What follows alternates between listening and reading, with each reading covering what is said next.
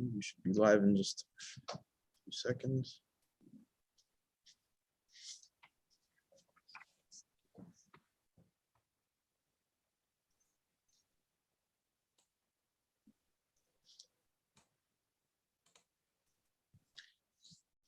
Okay. So good afternoon, everyone. Thank you all for joining us today. My name is Muhammad. I'm the executive director here at the Jerusalem Fund and Palestine Center. And it's always a pleasure to welcome you here, albeit virtually for the past year. Today, we are very happy to host Peter Beinart, who will discuss a Jewish case for equality in Israel-Palestine. As the two-state solution grows ever more fanciful, Jews and Palestinians need a vision of equality between the Mediterranean and the Jordan River that offers dignity, safety, and freedom for both peoples. Peter Beinart today will explore this idea, and the event will be moderated by Saeed Arakat.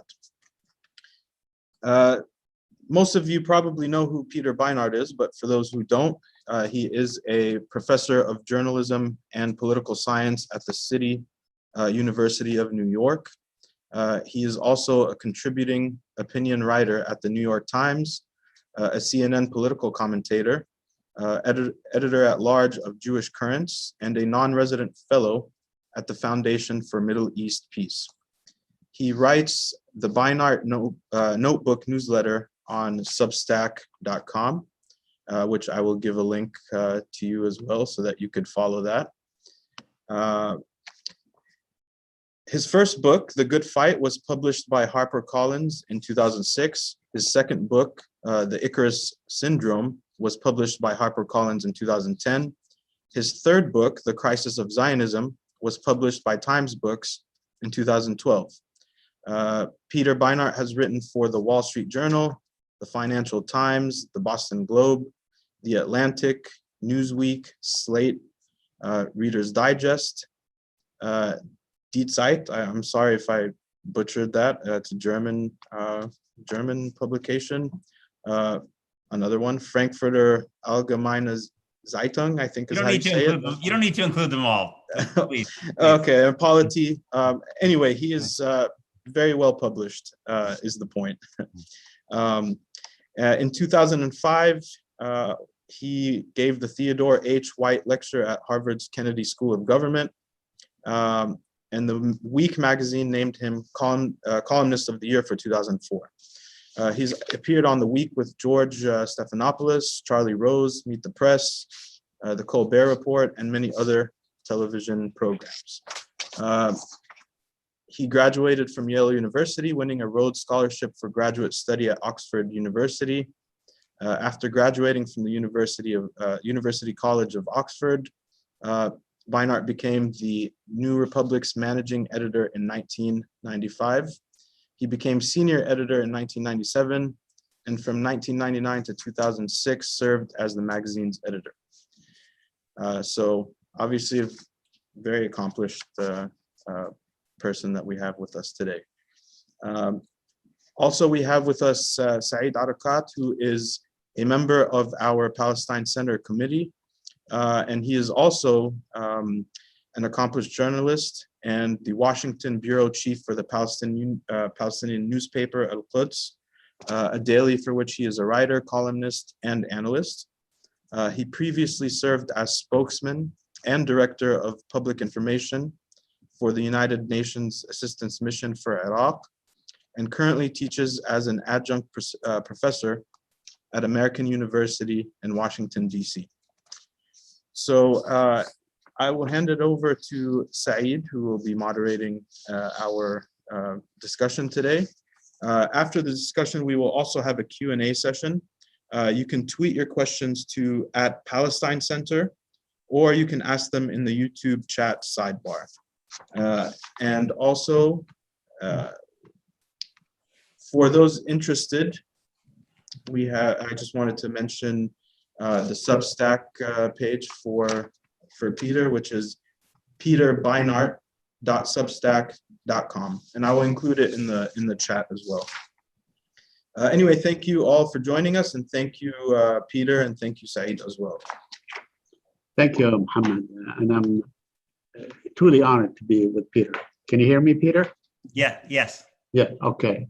I'm truly honored to be with you. You're definitely an accomplishment, well known, accomplished, in terms of publishing quite a bit, profusely. Although I am most impressed by your appearance on the Colbert Report. So, that is the truth. I thought that you would give us like a presentation, then we would go on with the questions and answers. I would like to sort of start, maybe in a different kind of way, not to in any way to preempt your presentations that I prepared, but my first question would be to you that it's been a while. It's been 9 months since you wrote your article about for Israel and Palestine equality in a one-state solution, why you no longer believe in the Jewish state. And my opening question to you is, how has there been anything in the last 9 months that made you have a second look, or maybe a second thought about your arguments and so on, or have they become more solidified? Go ahead. Thank you. I wrote this essay, first of all, with the recognition that it wasn't that original, that many people have been making these arguments for many years. And as I was researching, as I was working on the piece, I reread some of these things. Edward Said's essay for One State in 1999, Tony Jutt's essay, I think, which was in the early 2000s, Ali Abunima's book, Yusuf Munayer's essay, many, many people. So what I was trying, if there was anything distinct about what I was trying to do, it was trying to speak to a Jewish audience. I feel like in some ways this event is unusual for me because most of the speaking I do is really aimed at a Jewish audience. I felt like what was missing in the literature was something which made a moral case for equality, and yet tried to speak to engage with the discourse that is so present in my community, the community that I feel deeply part of, even though I'm a critic of it and sometimes not so popular in it. And I didn't really expect that it was going to turn the conversation around. I assumed that one group of people, that it would probably elicit a very, very strongly negative reaction from a lot of people. But I also felt that hopefully it would live out there, this essay, again, in the same way that Said's has, or some of these others have, and that over time, if, as I believe, that that the two-state solution becomes more of a phantom, a kind of a zombie, that others in my own community may find this essay helpful as they have to kind of walk what is for them, as it was for me, in some ways a painful journey towards thinking outside of the confines that dominate Jewish discourse. I would say that the hardest thing to respond to in the conversations that I've done about it has not really primarily been an intellectual argument per se, although there are plenty of those, and there have been people who've made thoughtful critiques. It's more of an emotional argument. And so, the thing that people said to me, including close friends of mine and people that I am close to and that I respect, is simply something along the lines of, how can we have power, we have control, after a very, very long period of time in which Jews did not have such a thing, and paid such a terrible price. How could we possibly give that up? Can you guarantee that that we'll be okay? That there will not be some terrible new apocalypse facing the Jewish people? And I would say that although intellectually I have responses to that, one of which is that I ultimately believe that Jewish and Palestinian safety are intertwined, that ultimately that Jews are not safe in the long term if we are living alongside millions of people who lack the most basic rights.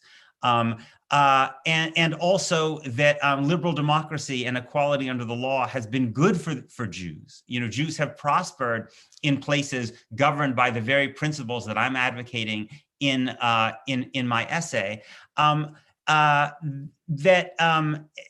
even though I made those arguments, and even though I tried to argue that our fears and our traumas cannot justify the kind of brutal denial of basic rights to millions of people, at an emotional level, that is a difficult argument to respond to. And I think it speaks to the pervasive weight of history and of the Holocaust that always looms over the Jewish conversation.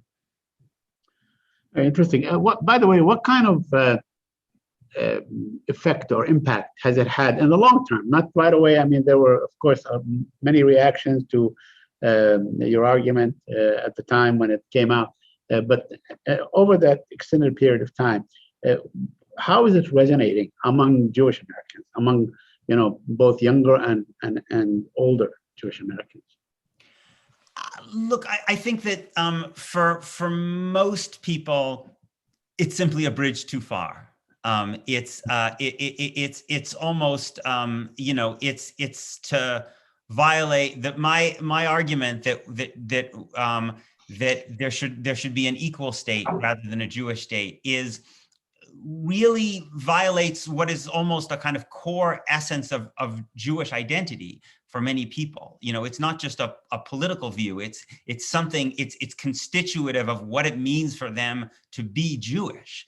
And so I wasn't surprised that for some people their response was, well, Beinart is now essentially, he's outside of the fold. He's no longer someone who should be engaged with as a respectable kind of critic. He is now really, done something treasonous. So that was, that's not easy. It's something but it's also, but I also have enormous, I have the privilege of being a person living in the United States in a free country, and also in many ways have many, many advantages and privileges in this conversation that, for instance, Palestinians don't.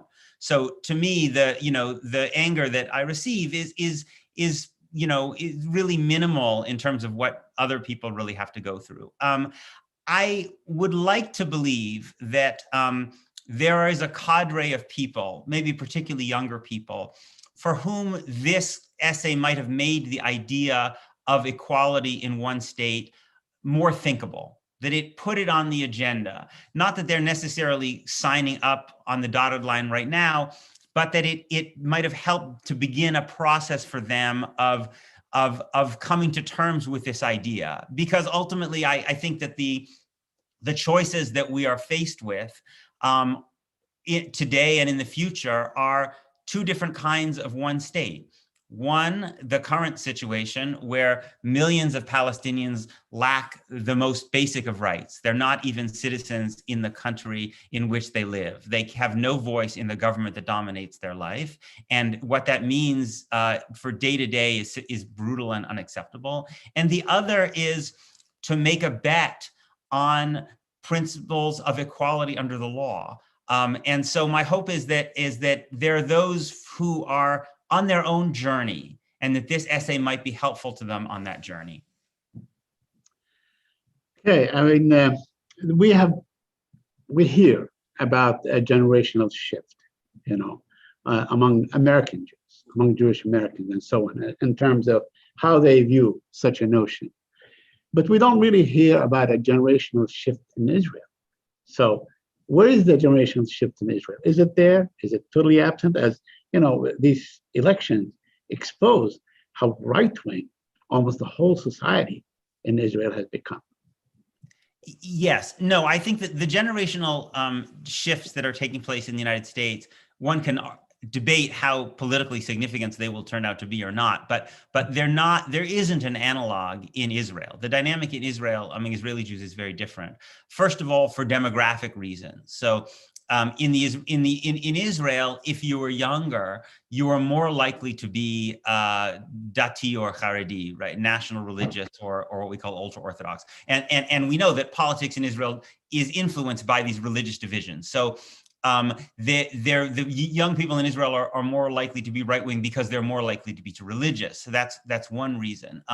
There's also there has been really no kind of, there's this narrative that took hold in the wake of the collapse of the Oslo process and the Second Intifada that became dominant in Israel and has influenced a whole generation. And the narrative, as you know, the kind of is that Israel offered the Palestinians everything they could have wanted, and the Palestinians said no, and they launched a war. I think, and I've written at some length about, I think that narrative misses a lot of the reality of what happened. At best, it's a half or a quarter truth.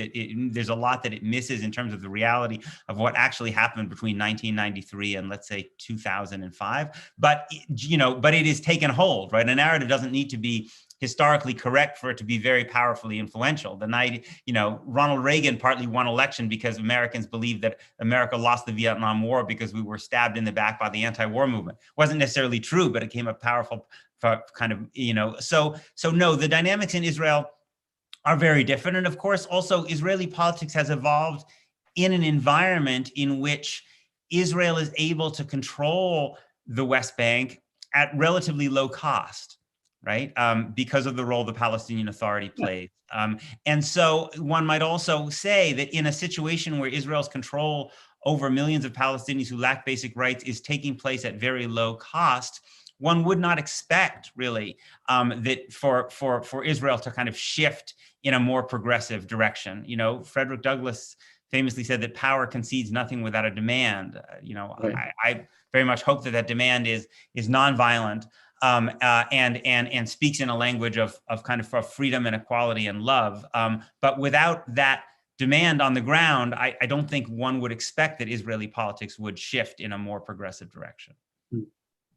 That story, that narrative about the Palestinians were given or were offered, this generous offer by, I think, by Ehud Barak and so on, is not true, or almost entirely not true. I think Rob Malley wrote a few articles on this. He was involved with this process. I think Aaron Miller did, and so on.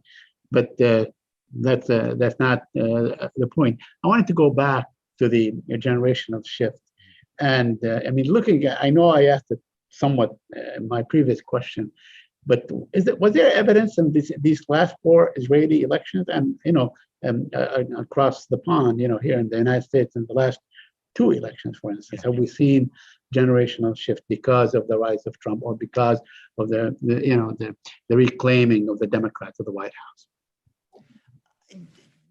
American Jews have been very steady supporters of the Democratic Party since Franklin Roosevelt. So the Jewish vote in general in the United States doesn't really shift very much. You basically always have somewhere in the neighborhood of 3/4 of American Jews voting for the Democratic Party. And I have to say, as an American Jew, that I'm very proud of that, right? Because most American Jews are considered white, and yet American Jews vote quite differently than, let's say, white Christians. And I think it's, and I'm proud of that.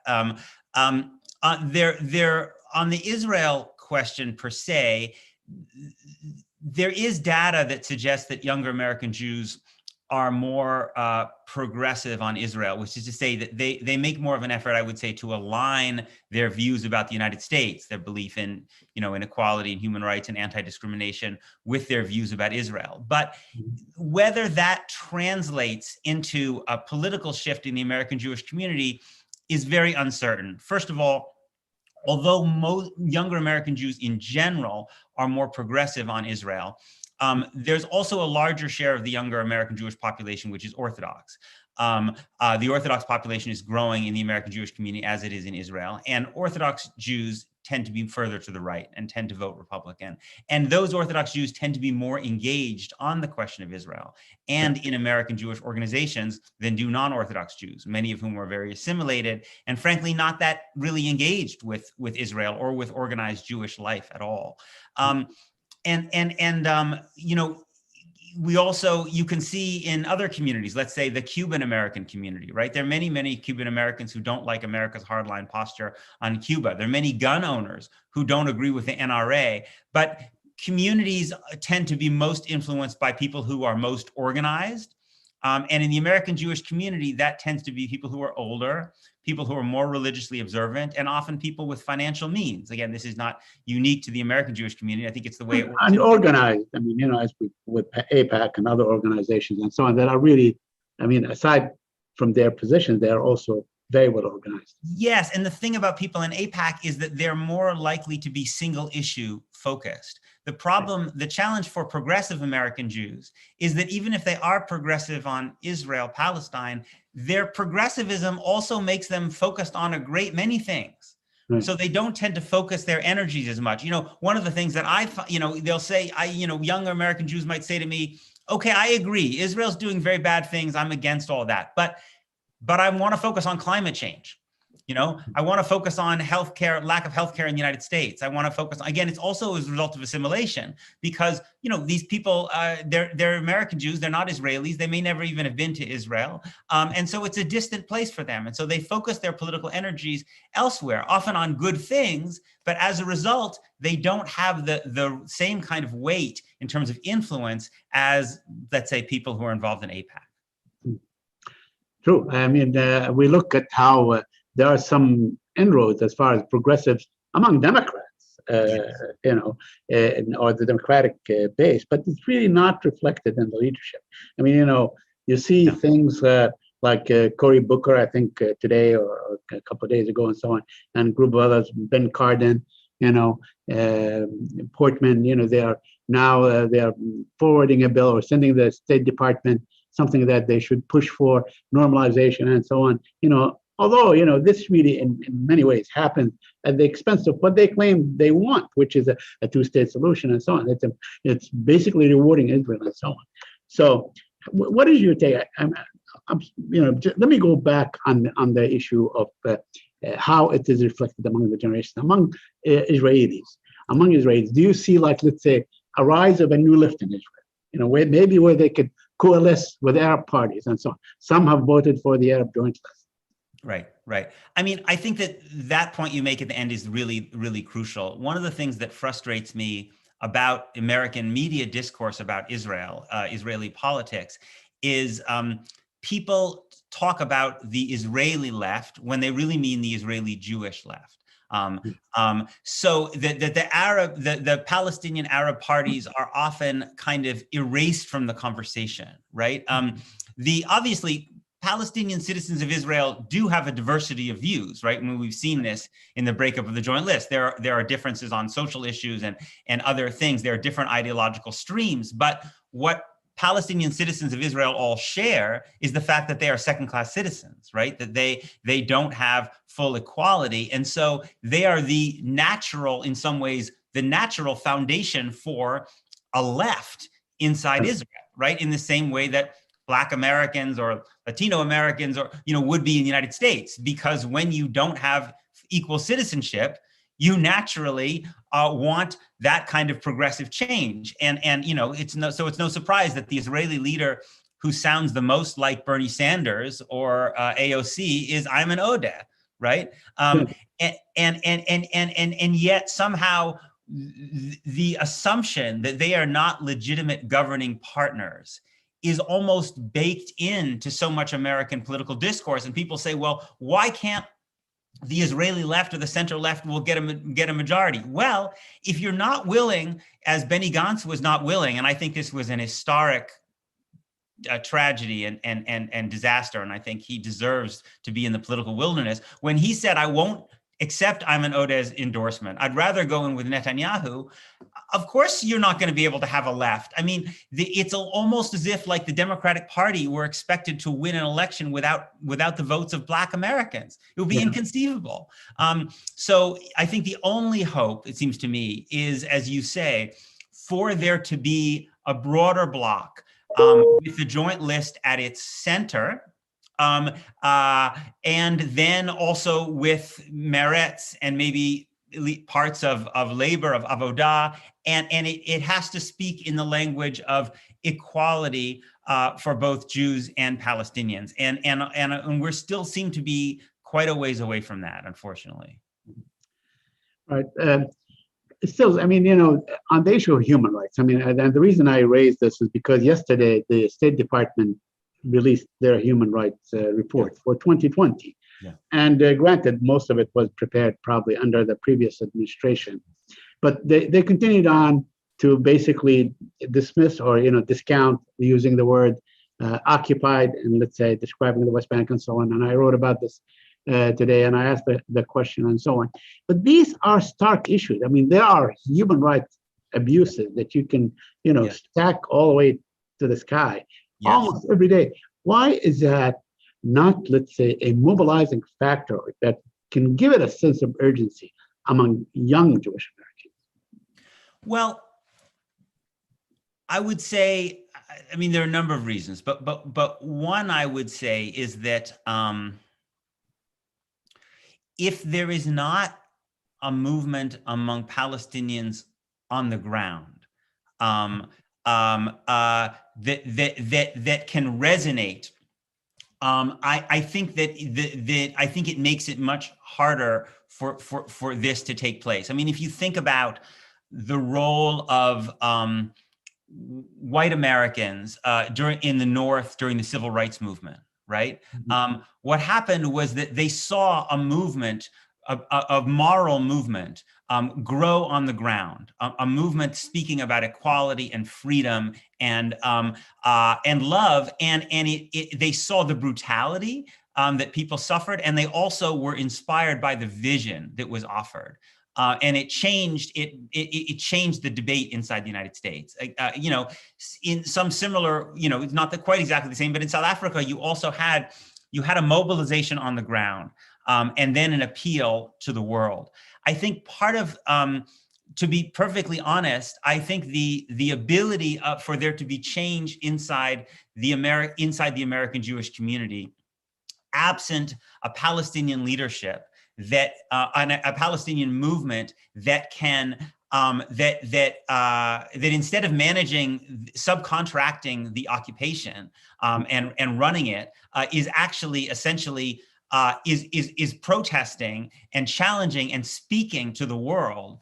I mean, I think that's a really critical component. I think to some degree, you can see just even in a small way, you can see the potential when Ayman Odeh comes to speak. I mean, obviously, he doesn't represent the entire Palestinian national movement. He's a Palestinian citizen of Israel, but I've seen the way that American Jewish audiences respond to Ayman Odeh, and you can see the potential power of that. So I think that's, in some ways, for me, when I think about what I try to do, is I'm trying to help in my small way to lay the groundwork for that, to try to bring people's attention to the inhumanity of the denial of people's basic rights, and to lay the groundwork. But I think ultimately it's most likely going to be that the galvanizing force comes from a Palestinian movement, especially rooted on the ground. And I think the best example would be the first Intifada, which was mostly nonviolent, and which I think did have an impact in terms of discourse in the United States and across the world. Apparently not too much impact to change the situation on the ground, or impact the occupation. We have seen, in fact, a more ruthless occupation post Intifada and so on. But going back to the issue of how your ideas, your thoughts of inclusiveness, between Jews and Palestinians, Israelis and Palestinians, and so on, in Palestine. There are issues that, again, they are very stark, very prominent. Things that like human rights organizations in Israel, at least two, to the best of my knowledge, have called what exists apartheid. And yet we see so much resistance in the U.S. among Jewish Americans, reluctance to espouse the boycott movement, for BDS and so on. Although there are also American organizations, that do espouse that. So yeah. I mean, look, again, I don't think you can there are many American Jews who are not really engaged in this subject very much at all, right?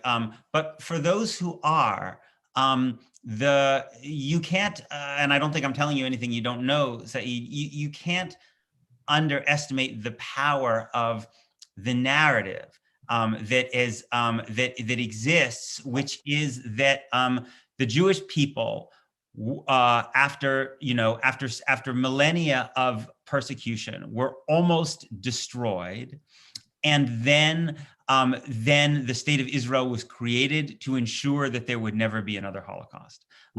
That is that the power of that story is enormously important, and not just as a political issue. It's for many people at the core of what it means for them to be Jewish. Is that story? Is the story of near destruction and survival is survival as represented by a Jewish state, and protection, guarantee of another Holocaust. I write a lot about trying to argue against this narrative and argue that the narrative is, in many ways, can be very destructive in terms of that the question for Jews to face is the question of the moral responsibility of power, and to try to draw on our own ethical tradition, which demands that we see the precious human dignity of all people. But the emotional power of that is very powerful. And it's also that there is an entire infrastructure, a whole infrastructure that has been built up to perpetuate that narrative. On the other side, for whatever set of reasons, perhaps because Palestinians are more of an immigrant community. You know, the American Jewish community generally is an older community. You know, there was an American Jew on the Supreme Court 100 years ago. The Palestinian and broader Arab American or even Muslim American community many of people came more recently and is not nearly as politically well organized. And also, I think in the wake of September 11th in particular, the potential political growth and ability to engage politically by those communities has been really stunted by the whole discourse of the war on terror and the Islamophobia that has been so much of a part of American discourse. So I think these are all part of the reason. And the other thing is that in most Jewish spaces, there's not much engagement with Palestinians. There's a lot of discussion about Palestinians, but it's rare in most synagogues or most Jewish schools or Jewish community centers to have Palestinian speakers, to watch Palestinian film, to read books or novels by Palestinians. We're starting now to see a bit that people sometimes when they go to Israel will actually go and engage with Palestinians in the West Bank, for instance. But I truly believe that, and I know it's challenging sometimes for Palestinians given the whole anti-normalization effort, but I have seen again and again that human interaction with Palestinians, hearing Palestinians talk about their own experience, can be really transformative for American Jews, many of whom have spent their lives, again, talking about Palestinians, but not talking to Palestinians. Yes, by ignoring the problem, it may just disappear. You mentioned normalization. Let me ask you about normalization. Then we'll move, Mohammed, we'll move to maybe Q's and A's. Are you getting some questions? Okay. I want to ask you about normalization. Of course, normalization, has one-dimensional meaning for the Palestinians and so on. And basically that says, that's abandoning the Palestinian cause and so on. Yeah. In fact, I did ask some prominent pro-Israel American Jews in this town right after the normalization, and many felt that maybe the timing was bad, that it rewards Netanyahu towards Israel without paying a price. I'd like your take on that. So it's my take on normalization. I'm sorry, normalization, let's say, between the UAE and Israel, Sudan and Israel, Bahrain and Israel, because there was also a price that was given to the UAE. It had nothing to do with peace, the so-called Abraham Accords. Yes. So it seems to me when you're talking about the UAE and Bahrain, you're talking about small, rich monarchies that have always looked for external protection. Because they're wealthy, but they're small and they face larger potential adversaries, like, of course, Iran. So England was at one point that external, then the United States provided that external protection. But I think there has been a sense that the United States is no longer as reliable, maybe is waning as a force. So in some ways, Israel, I think, is now to some degree playing that role as the external protector for countries that feel threatened by Iran. I also think that to some degree, Israel is also plays the role, again, which the United States previously did and still does to some degree, as the protector of those regimes against their own people, right? I mean, we know that these are both very repressive governments. Bahrain is a majority Shia country. Already the UAE and the Saudis had to send in tanks during the Arab Spring there. Israel is very, very intimately involved with surveillance. With the surveillance systems that those governments have put in to surveil their own people, right? To ensure that dissidents cannot speak freely, and so I think that this is there is a kind of a way in which Israel is providing protection for these regimes, both against external threats and against internal threats from their own population. In the case of Sudan and Morocco, I think it's even more straightforward, which is that both Sudan and Morocco had things that they very badly wanted. Sudan is coming out of this terrible period of dictatorship under Bashir, desperate for international investment. They can't get international investment unless they get off the US terrorist list. And so the Trump administration said, it's if you want to get off the terrorist list, it's pretty simple. You're going to start normalizing with Israel. And especially because part of that government is still a military government, which is not responsive to its population. And by the way, is actually quite close to the Gulf states. They were open to that. And in Morocco, which has its own occupation of Western Sahara, they saw the opportunity to get international legitimacy for that occupation, again, as a pretty clear kind of quid pro quo. To me, what's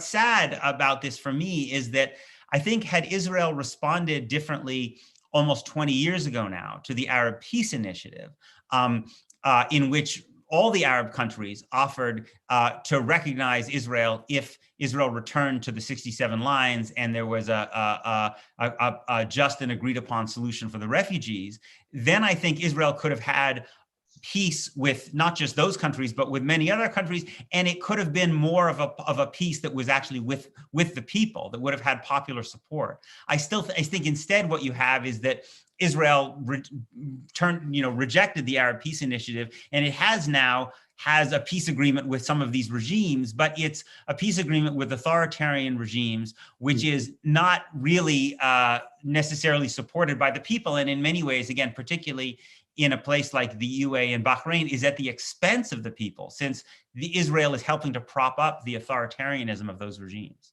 Yeah, and peace agreements. There was, of course, no war between the UAE and Israel to have a peace agreement. I think there was a price, which is the F-35 and so on.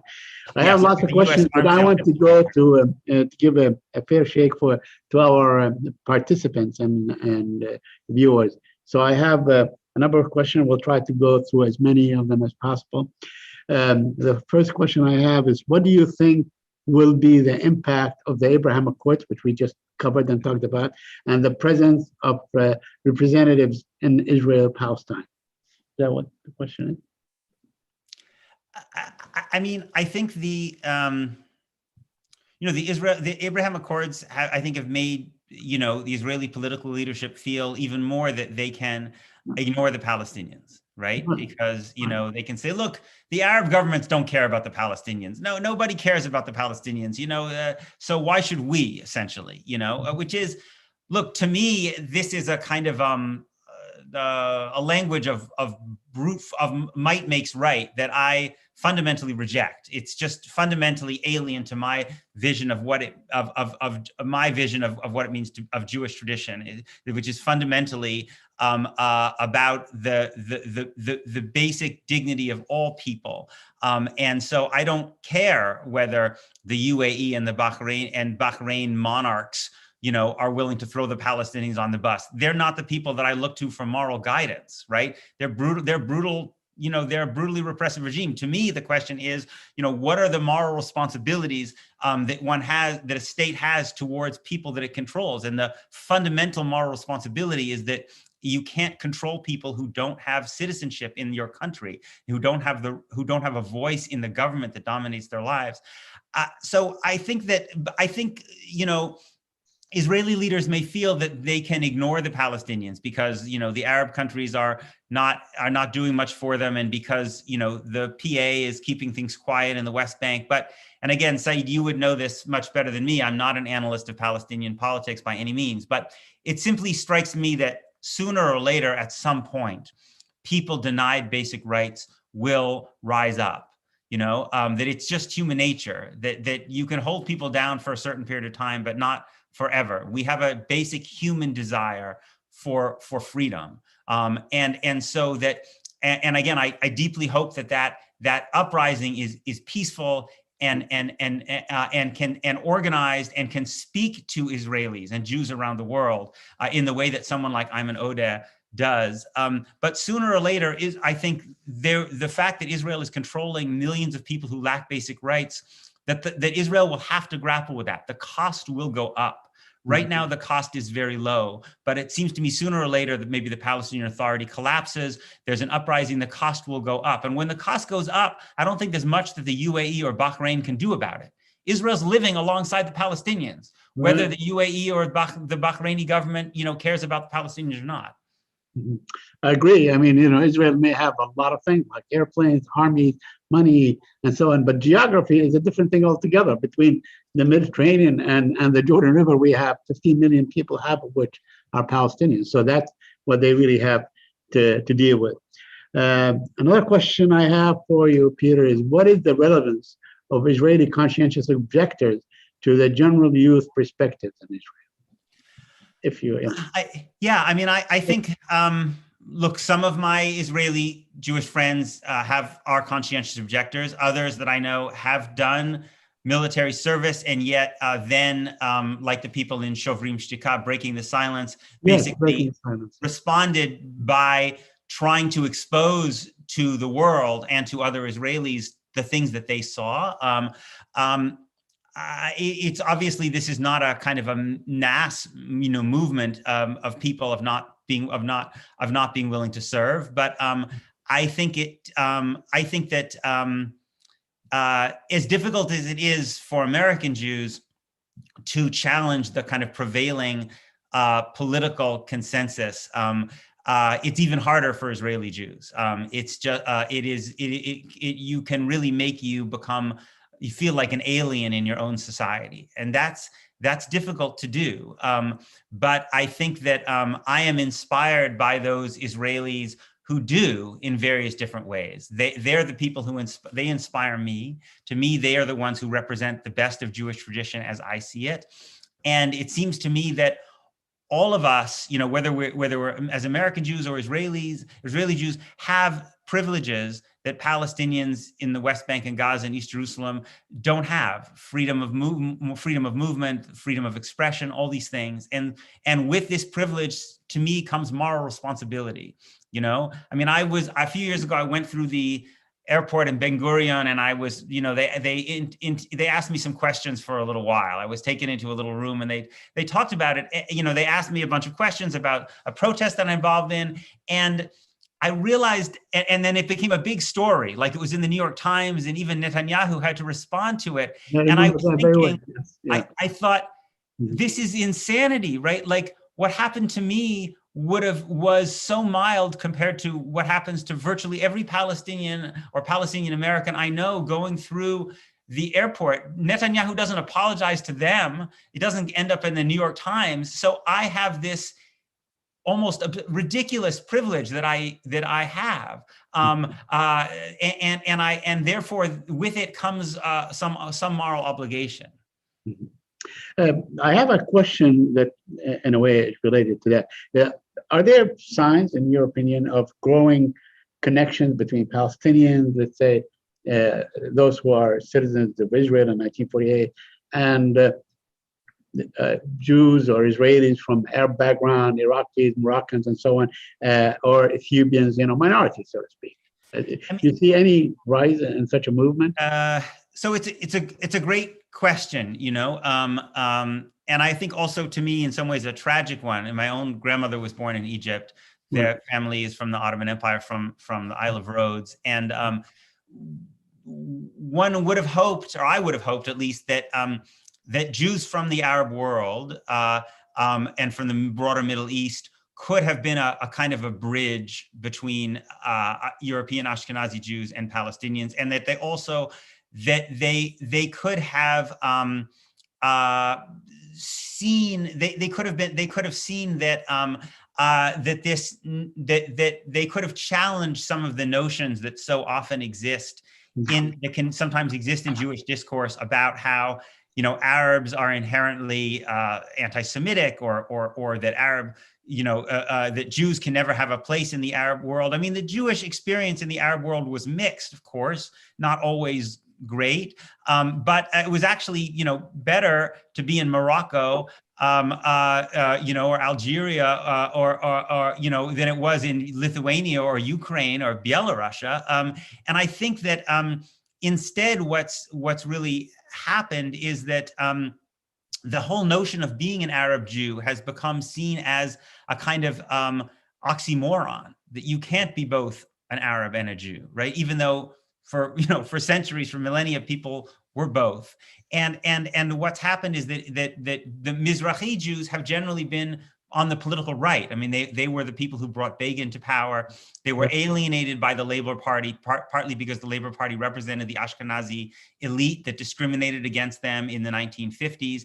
And they have been very strong supporters of Netanyahu and other right-wing parties. And to me, it's sad. I mean, there are examples of differences, but I think part of it is, and there's a book by Rachel Shabi, who's an Iraqi-Israeli British journalist, called "We Look Like the Enemy," that I think actually goes into this very well. And I think it's partly that Arab Jews from the Arab world, because they were coming to a country that was in conflict with Arab governments and with the Palestinians, they, to some sense, had to to kind of reject their own Arabness in order to fit in to Israeli society. And I think that we're still dealing with the legacy of that to some degree.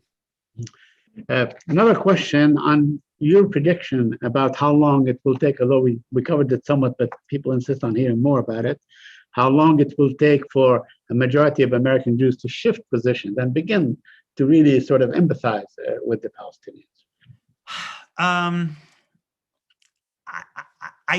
I don't know. I think this is work that I do kind of day in and day out. And sometimes I see things that really inspire me. But there are also really major structural difficulties. It's simply it's not. There are many American Jewish, commentators and journalists who just don't really want to be engaged in this debate because it's nasty. It's harsh. People call you a lot of names, and so people just tend to focus on other things. But I guess, to me, it seems to me none of us really know what the future holds. None of us can necessarily, assume that that we can predict with any certainty that things will get better, but that doesn't relieve us from our moral responsibilities, So it seems to me that, what I hope is that we can create in the United States and a movement that includes Jews and Palestinians and people who are neither Jews nor Palestinians, which is in the spirit of the best moral traditions of the United States: the civil rights movement, the movement for women's rights, the anti-apartheid movement, a movement for freedom and equality. And I truly, genuinely believe that will be best not only for Palestinians but for Israeli Jews as well. Well, let me, ask you a question that I asked you back in July, actually. I mean, there are movements. I see it. I see it among the youth. I mean, I see it with people like, if not now, for instance, and others, and so on campuses and all these things. But still, the idea of, let's say, defending Palestinian rights and saying this is wrong, locally, has not germinated in a profound way among, let's say, intellectual writers, actors, Jewish American actors, writers, and so on, like we've seen back in, let's say, during the apartheid South Africa. One view, what would motivate this group of people that have a great deal of influence to basically begin to, to get together, congregate, and pose, much like you did, I mean, I see the problem residing, to be honest, less with intellectuals and journalists. I mean, although there's some of that with politicians. I mean, I think it seems to me, even if you look at public opinion data, right? Shibli Telhami does, as you know, a lot of public opinion data. You see that among Democrats, there's a fair amount of public support for a different kind of policy towards Israel. But there are very few politicians who are willing to who actually represent that. I think that, to me, the great counterfactual is what would have happened if Bernie Sanders had won the Democratic nomination. I think if Sanders had won the Democratic nomination, potentially the presidency, that might have created a really significant shift among Democratic politicians, because it would have shown that his view, which is very different than Biden's, could triumph. And I think others might have followed. But I think we have been set back. I mean, thank goodness as a country, we have Joe Biden and not Donald Trump as president. But the fact that the Democrats nominated the candidate one of the candidates who was the least sympathetic to Palestinian rights, the most comfortable with with a very traditional American policy towards Israel, I think has really set the movement for change back inside the Democratic Party. Even compared to Obama, Biden has shown just in his no willingness whatsoever to speak out about this. As you said, I think they're not even using the word occupation. We still have sanctions on the International Criminal Court. And so I think that has been part of what's made it difficult. When you have the Democratic president basically saying it's fine to be a Democrat and show no concern for Palestinian rights, I think that makes this effort harder. We need many, many, many more Bernie Sanders and Betty McCollum's and Rashida Tlaib's, and we have right now only a very, very few. Well, I mean, to be quite fair to Biden, I mean, he all along has said that he's a proud Zionist. He called himself that. He's consistent with his own policies and so on. How do you see that the Biden administration is impacting this whole discourse? I mean, to me, it seems the Biden administration has made a pretty clear decision, which is that they are willing to expend no political capital on this issue. First of all, they want to shift American foreign policy towards Asia. They want to focus less on the Middle East in general. And secondly, they know that they potentially have a fight with the Israeli government on the Iran nuclear deal, though even on that, they've been very timid in terms of getting it started again. But I think they assume that if they're going to have a fight with Israel, it's going to be on the Iran nuclear deal. And so they're not going to have another fight with them on the Palestinian question. And I also think that, again, to go back to something I said before, to some degree, it's easier for them to take this view because the Palestinian leadership itself is not really, it's divided, although maybe that will change. And it's also in the West Bank kind of acquiesced, if there was a third intifada, again, I very much hope a kind of peaceful uprising. I think that would force the Biden administration to respond because it would force the issue. But right now, it's easy for them to ignore it, and it's very demoralizing. I know some people in the Biden administration, very good people, and I genuinely, my hunch is that privately, they actually do understand that the United States is supporting policies that are simply totally inhumane. But they have made they've made a political calculation that they don't want to pay the political price of getting into a fight with the Israeli government, with Israeli government supporters in Congress. They saw that was a bruising political battle for Obama at the beginning of his presidency, and they don't want any part of it. Mm-hmm. Well, I mean, even during the last years of Obama, I think, with the exception of the UN Resolution 2334, which was at the end of the term, like 23rd of December and so on, really, did not assign a great deal of priority. In the second term, I mean, the first term, Kerry did the 9-month thing and so on. We remember that, but they really focused on the Iran deal. So it was at the expense of that. Yes. Just going back, let me just press you on this issue. So you don't see anywhere where the Palestinian-Israeli conflict, comes into prominence again or again, deserved prominence in the larger atmosphere of pivoting to Asia, the Iran deal, and so on. I mean, it seems to me the most likely way that it would is through some change on the ground.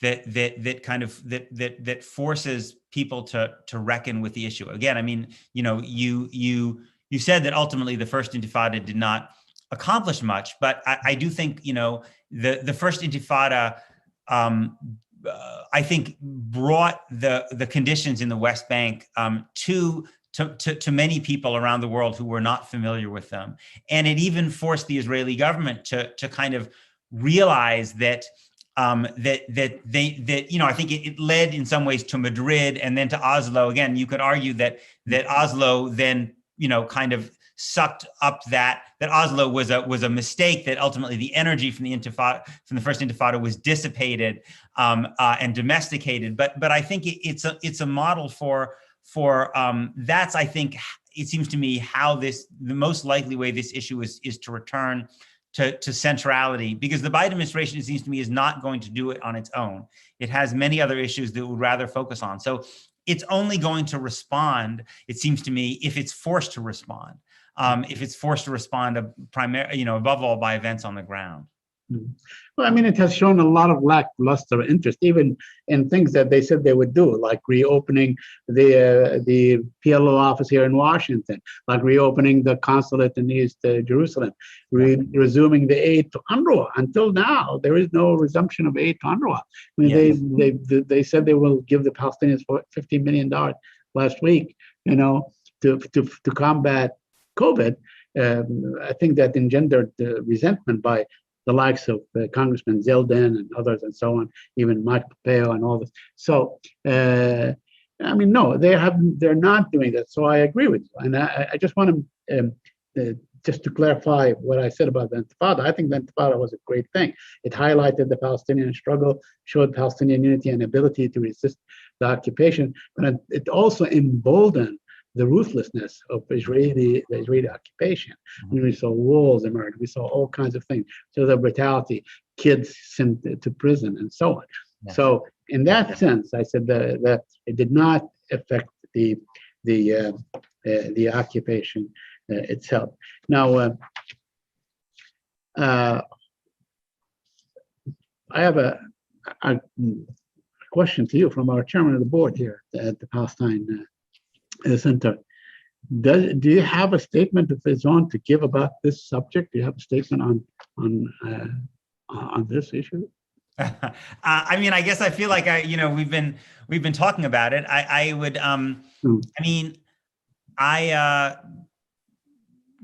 what I'll say about it, this is that I find myself in a peculiar situation, that Palestinians, I don't need to tell you, Saeed, still don't in the United States very much have what Edward Said famously called the permission to narrate. They're largely not really part of the mainstream political discourse. There are especially since Said's death, I mean, he was the one, there are very few Palestinian commentators who really have a prominent voice on this. And that seems to me deeply unjust, and it warps the conversation and makes the conversation much, much less thoughtful and honest than it would otherwise be. It is easier to engage in this conversation if you're not Palestinian, and particularly if you're Jewish. And so that I have this privilege, this ability to speak and to have a voice that that is in some ways a double-edged sword, because on the one hand, I feel like I have a moral obligation to use the opportunities I have to try to speak, to talk about the kind of inhumanity of the oppression of millions of people who lack basic rights. But I also worry that in doing so, I am simply perpetuating this dynamic in which Palestinian voices are off on the sidelines, right? And I am essentially taking the space in this public conversation that really more Palestinians need to be part of. So that's something I struggle with, you know. I try to kind of try to find ways of elevating Palestinian voices and using whatever influence I have to try to bring to give Palestinian voices more opportunities. But in the meantime, I feel like I'm in this odd role where I both take advantage of the privilege that I have, but I worry that in so doing, I'm also perpetuating an unequal system in the American political debate that isn't fair. Mm-hmm. Well, I mean, you know, look, there is an obvious, untethered American support to Israel in every aspect, in every way. I mean, a huge amount of arms, money, and all these things, and diplomatic and every other which way. Could there be? I mean, you know, some of the points that have been raised by the progressives in the Democratic Party that you should somehow tie, let's say, military aid to Israel with improved conditions for the Palestinians or Indian occupation and so on. What did you take on that? Absolutely. I mean, I wrote an essay arguing for exactly that, for conditioning military aid. I mean, it's deeply frustrating to me that the Biden administration, you know, is saying that the big change it wants from Trump is that now America is going to focus on human rights. Well, good. America should focus on human rights, and yes, we should criticize and oppose the genocide in Xinjiang, and we should call out Vladimir Putin for what he's doing to Navalny, and we should do all of those things. But this is a situation where it's actually our money that's being used and our weaponry, right? I mean, we are more deeply implicated, much more deeply implicated in these human rights abuses than we are in the terrible things that China and Russia are doing, or the terrible things that are being done in Myanmar. And you know, one of the things that Noam Chomsky often said that had stayed with me was, Chomsky said, you know, you are more morally responsible for those human rights abuses that your government commits or helps to fund or arm, you know, and yet we see this human rights discourse that exists in much of the Democratic Party, in which Israel-Palestine is kind of almost completely separated from the human rights conversation. So, and I think it's not only does a terrible disservice towards Palestinians, I also think it's bad for the cause of other human rights movements. Because if the United States, how credible can the United States be as a voice for the Uyghurs in Xinjiang if we seem so patently hypocritical that we're not willing to actually do something about human rights, condition military aid in the country that we give half of our foreign military financing to? I mean, people around the world are not dumb. They can see that that we look hypocritical. And if we look hypocritical, that undermines our ability to be a powerful voice for those people who are being oppressed by our adversaries, Russia or China or Iran. And so to me, I find it deeply, deeply frustrating and upsetting that that so many people feel like they can claim that they are putting human rights at the center of American foreign policy and think they can do that without seriously looking at American complicity with human rights abuses in Israel. my sentiment exactly yesterday when I was listening to the Secretary of State in the briefing room, talk about how it's our values, human rights, and so on. It is the bedrock of our policy and all this. But then, on the flip side of that is looking the other way in Israel. I want to. We have a few more minutes, so I want to ask you about the Israeli elections. I mean, we've had 4 different elections. Yeah. We have had, these elections have shown Israelis to be increasingly moving to the right and so on. First of all, how do you see this election ending? In other words, the one that we just had, if you have any views on that. Yeah, I mean, I don't know. I mean, I think the basic dynamic is that the country keeps going to elections because Netanyahu will not leave. He won't leave because he's afraid that if he leaves, he'll end up in jail, right? And so he's completely perverted and warped the political system in this desperate, very Trump-like effort to basically do something which is just in his own personal interest, basically stay in power, stay out of jail. But the problem is that the country is pretty equally divided about him. And so he can't form a clear government, and yet his opponents can't form a clear government as well. So you're in this endless stalemate. If Netanyahu were to leave, I think forming a government would become much easier. It wouldn't be a government that represented my values by any means. It would be a government that was a right-wing government. I would be totally opposed to its policies, but they could at least form a government. So I think that's part of it, of what's happening here. The other dynamic, again, as we talked about before, is there can be no powerful, successful Israeli left that is only a Jewish left. It has to have Palestinian citizens of Israel at its core, because they are the natural constituency for people who want equality and freedom in Israel, because they're the people who are most denied it. Right? It's not rocket science, right? And so that seems to me where people need to go. It's obviously it's complicated. It's not easy, right? I mean, there are ideological differences. It's not simple for Palestinian Arab parties to consider being in an Israeli government, given that makes them complicit with Israeli policies that they rightly abhor.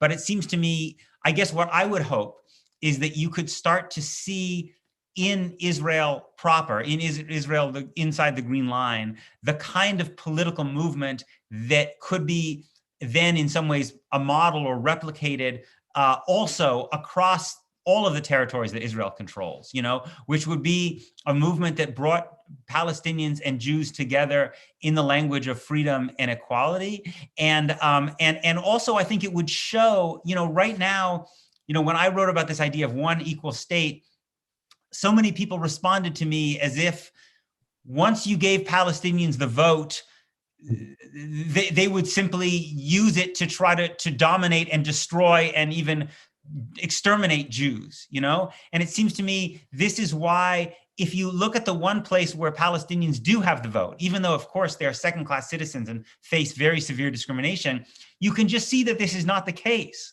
right? I mean, you can see that politics, that the aspirations that the Joint List is aspiring to are basic human aspirations. They should not be seen as threatening to Jews at all. And so I would hope that this movement inside the Green Line might ultimately help to catalyze the kind of movement that we need to see across all of the territory that Israel controls. I can't let you go without asking you about the Iran deal, because I know you wrote about this extensively. Yeah. We've been on the different shows and so on. What is your judgment? What is your estimation? Is the administration headed towards, being part of the Jew joining the deal? I don't know. I find it mystifying and depressing. I mean, look, the U.S. violated this deal. Say whatever you want about the Iranian government. It's a very nasty government. It's very repressive. But they were abiding by the deal. There's no question about that. The Israelis, the U.S. intelligence, everyone said they were abiding by the deal. The U.S. violated the deal. Right. Then a year later, they started moving out of compliance to this, right? And so we come in and we say, you need to go first. Why? I mean, this is just, this is as a childlike level. I mean, why do they need to go first? I mean, we are the ones who showed bad faith. They have less reason to trust us than we have to trust them, right? And it seems to me, again, you could figure out a sequencing where both sides move in parallel, but instead by going out there and saying the Iranians are the ones that need to go first, they need to prove something, rather than the US taking at least some modest measure of sanctions relief, especially during COVID, especially when our secondary sanctions literally are denying Iranian people life-saving medicines. These poor people are already suffering under this horrible regime, now suffering under our sanctions as well. I don't know whether it's because Biden doesn't want to fight with some of the hawks in Congress. He doesn't want to fight with Israel and the UAE and the Saudis, but this timidity, it seems to me, is potentially disastrous, because it may be that the Iranians are getting close to the point of saying, screw it, get it. Why do we need this, right? I mean, the people are suffering enormously, but the regime is still firmly in power. They're going to have new elections. They might say, you know what? Let's take a lesson from the North Koreans. They got a bomb, and now people have to deal with it. Or the Indians and the Pakistanis, they developed a bomb and then said, now talk to us, right? And my fear is that we're frittering away this opportunity, and that it may be gone soon. Okay, well, my final question to you is how do you see the future of your prediction? What do you see the future for BDS, the BDS movement in the United States of America, the one state solution idea or thought? And then if you have any sort of final or closing remarks, we would appreciate it. I mean, look, I think that this status quo, in which Israel controls millions of Palestinians who lack basic rights, and in which that control deepens and deepens. And so, Palestinians continue having land taken away from them, continue to be forced from their homes, all these things, but at a small scale. I mean, it can probably continue tragically for quite a while. But as a matter of but I believe that sooner or later, even populations that have been kind of crushed for long periods of time, sooner or later, the human instinct and desire for freedom, it seems to me, on the ground, asserts itself. I mean, we already see movements around the world, but I think that when it asserts itself, then I think the political conversation changes. And I think that for me, what I think about is trying to do a little part in creating the kind of the infrastructure here in the United States to prepare us for that day. So that if we get to a point, in 5 years or 10 years or 15 years, in which you have a massive nonviolent Palestinian movement and calling for equality and freedom, and the Israeli government wants to respond by crushing it with force, that an American president will have the political support in the United States, including from some American Jews, to say to that Israeli prime minister, no, we don't support that. You're not doing that with our weapons. You have a moral, political problem of people who lack basic rights. You have to solve that problem. We will not support you putting this down by force. And that I hope that that's the place we can get to. We're not anywhere near that now with Joe Biden. But to me, Bernie Sanders was a vision of what potentially could be possible inside the Democratic Party. And part of what, I have to do, and, again, in a very modest way, is try to support those politicians who are willing to be brave. They take enormous, incoming fire as a result, whether it's Ilhan Omar, Rashida Tlaib, or the relatively small number of members of Congress who do that. And it upsets me because very often they're accused of being Jew haters, to me, part of what I feel like, my role is to say that that we need to stop using anti-Semitism as a way of shutting down a legitimate conversation about human rights. That the struggle against anti-Semitism, the struggle against hatred of Jews, needs to be part of a larger struggle against bigotry and oppression of all people. So I don't know what the future will hold, but that's the work that I do, and my hope is that somehow, at some way, those very, very small efforts and the much, much larger efforts of many, many other people will start to bear fruit. Because to me, it's a sacred task as a Jew I have to ensure that people are not being oppressed in my name. With that, thank you, Peter. It was an enlightening discussion and so on, and I will turn you over to Mohammed.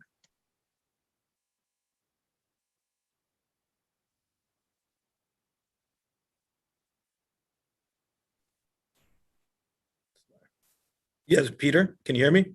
Yes. I think, yes. Yes, Peter, thank you so much. We really appreciate your participation and for giving us your unique perspective on this. It's much appreciated. So thank you so much. And for everybody, again, the Substack newsletter is peterbeinart.substack.com. And again, thank you so much, Peter. We appreciate it. And we hope to have you again in the future. Thanks very much. Really enjoyed it. You're very welcome. Thank you. Thanks. Take care.